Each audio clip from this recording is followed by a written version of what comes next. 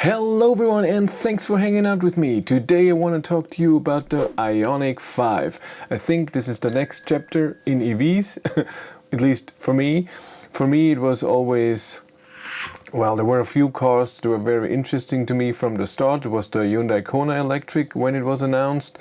Then the ID.3 when I saw the fully charged video where they talked about it way back. What was it, 2 years ago? I don't know. And now the Ioniq 5. So Hyundai changed the brand just for electric cars to Ioniq. So there will be cars that are named Ioniq, just with different numbers, 5, 7, whatever. And the Ioniq 5 is based on the Hyundai 45 concept, which I have seen on at the Frankfurt Motor Show in September 2019. Of course, concept. And since then, the Ioniq 5 has been seen driving around in camouflaged or with stuff on it, and it looks really interesting. It's a crossover, so it's not a hatchback or a SUV. It's just in the middle, and it looks really nice, really interesting. And the last week, there were a few specs out there, so we knew that it's based on the eGMP platform, which stands for Electric Global Modular Platform. And there's a video of Hyundai out there, so you can see all the details why they chose this design, and it's very interesting. Like Volkswagen, they're putting their interest into rear-wheel drive or all-wheel drive. And what's specifically interesting in the Ioniq 5 for me was that it will come out as a first edition. In Austria this week they showed a few specs that they weren't allowed to do, but then people saw it and now everybody's talking about it. So it has a 58 kilowatt hour battery like the ID.3, but 450 kilometers WLTP range. Later, well, nobody knows if the first edition will get the small battery or the big battery, but it's rumored that a few months later there will be a 73 kilowatt hour battery which is capable of driving 550 kilometers WLTP range. So you see a bit more efficient than the ID.3 even in WLTP range. And what's very interesting to me is that the first edition is all-wheel drive and power, 230 kilowatt. I don't know if the back one is 150 and the front one 80. I'm just guessing, but it's 313 horsepower and it accelerates from 0 to 62 miles per hour or 100 kilometers an hour in 5.2 seconds. Not the 7.3 like the ID.3, so it's a sporty car.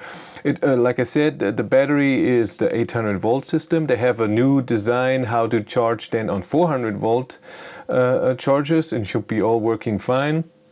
And it's also bi-directional, so you can charge the car or you can charge something else. So you can plug in something, I don't know, microwave, an oven. I think 3.5 kilowatt is the max. You can also charge a different car with it. That's very interesting.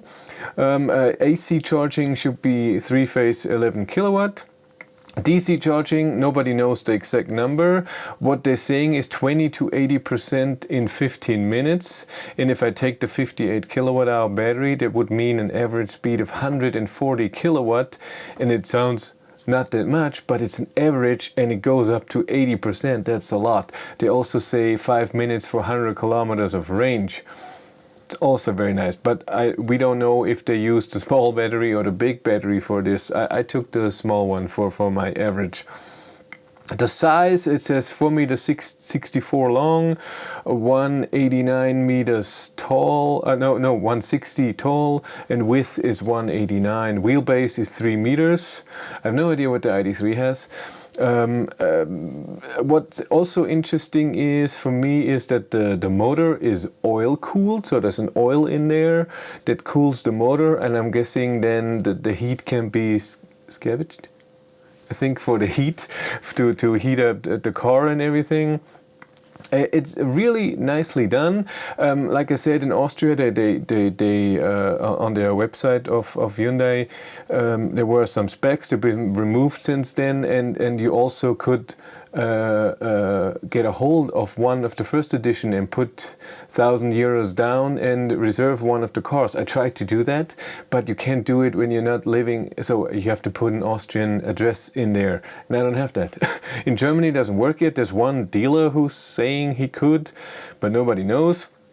It's time-wise, it's rumored that the car will have its world premiere in February, and in the late summer, so I'm guessing also September, maybe August, the delivery start, and then a few months later the other battery. That's rumored. I have no idea. But it sounds also very interesting. And like I said, with that power, with all-wheel drive, and it looks neat. This could be next contender for the very, very interesting car for me, and I'm very excited about that. But that's it for me. Thank you much for watching. Have a great day and take care. Bye.